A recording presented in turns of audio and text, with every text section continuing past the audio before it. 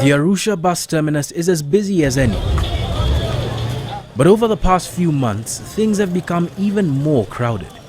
A new bus route has opened up to a destination that even Tanzanians themselves hadn't heard of. Today though, the Ngorongoro Loliondo route taking passengers north of Arusha is by far the most popular here. 44-year-old Ibrahim Ahmed Kapiendo knows this very well. He's a ticket clerk here. But brisk business isn't his reason for his belief in this route and who it leads to. Behind his eyes lies a testimony that is being told and retold throughout Tanzania. Until the 5th of March this year, Ibrahim was suffering from glaucoma, a degenerative eye disorder which eventually causes blindness. So he booked himself a ticket to Loliondo. Ilikuwa pressure ishapanda na kwa siwezi kuona. Naona giza kabisa giza. Wewe unajua nini kutambua nani na kuona nini kutambua nani. Nilipofika pale kwa babu nililala siku ya kwanza tukaenda dawa siku ya pili. Lakini nilikaa kama dakika 15 hivi. Nimekaa tu ndani ya gari nilala na gari kama dakika 15 kisha nipata nafuu. Paka leo. The man he's referring to as Babu is 76-year-old Ambilikile Mwasapile.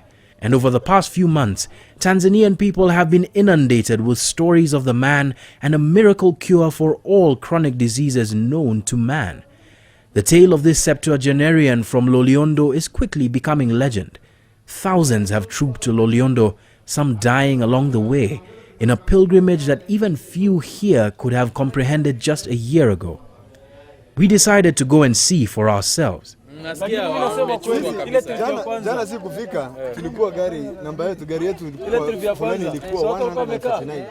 Namanga, the border town straddling Kenya and Tanzania, we only needed to get out of our car for people to mob us, volunteering stories about Mwasapile and his lure.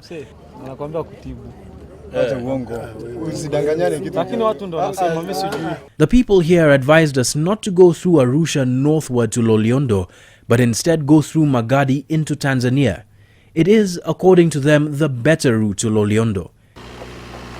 And so our journey began.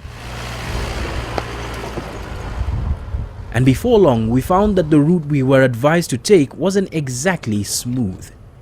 But we weren't the only ones taking this trip.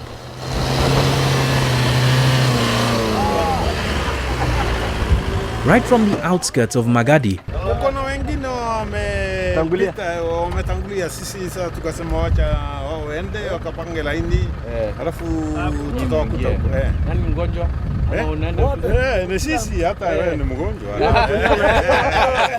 nearly every car we met was headed to or from Loliondo on this pilgrimage of faith.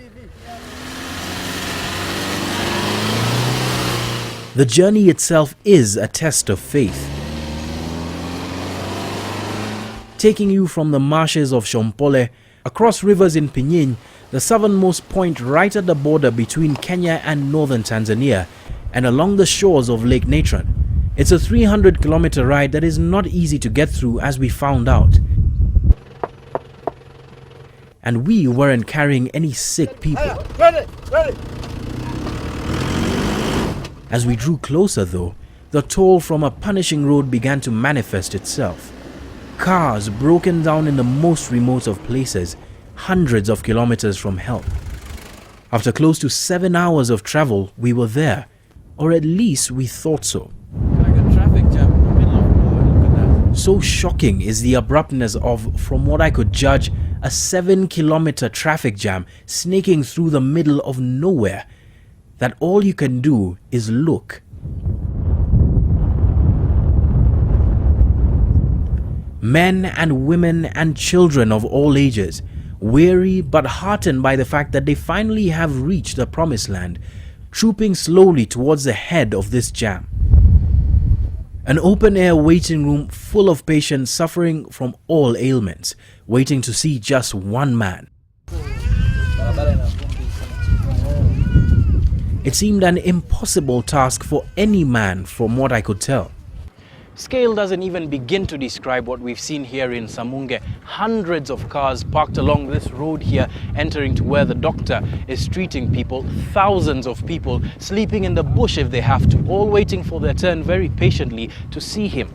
Now, the only area that we've seen selling traditional medicine, and by traditional I mean Western medicine, is a small dispensary up the road. Has absolutely no business.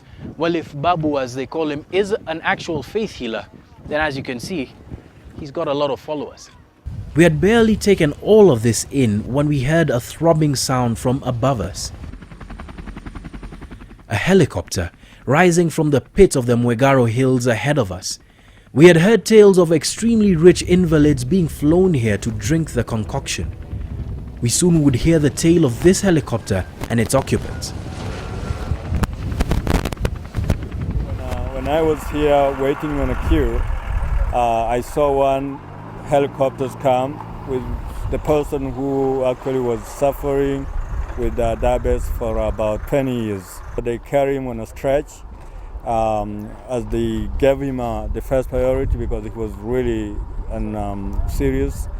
And once he drank the cup of this medicine from Babu, the man started talking, and he confessed himself that he was suffering for about 20 years.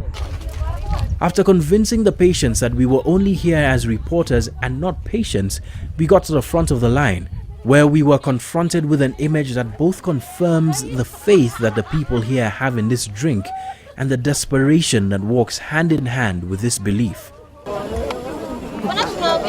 The old man you see here is Ambilikile Mwasapile. The man he's attending to can't speak or drink the liquid for himself. The catheter in his throat, a clear sign of what his handlers say he is suffering from. He has throat cancer. The medicine has to be administered through a tube in his stomach.